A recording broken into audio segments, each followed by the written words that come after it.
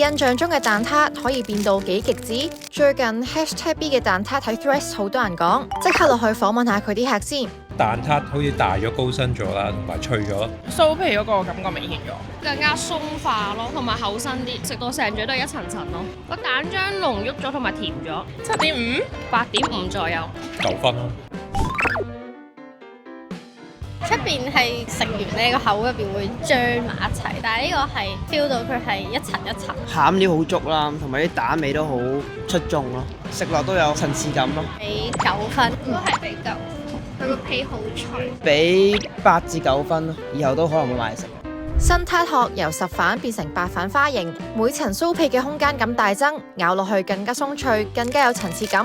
咬落去嗰陣記得要有心理準備，多咗水水，食完要記得抹嘴啊！仲有撻殼高咗，包住更多蛋漿，蛋味更加香濃。#B 全新蛋撻配方由外到內大升級，快啲買個試下啦！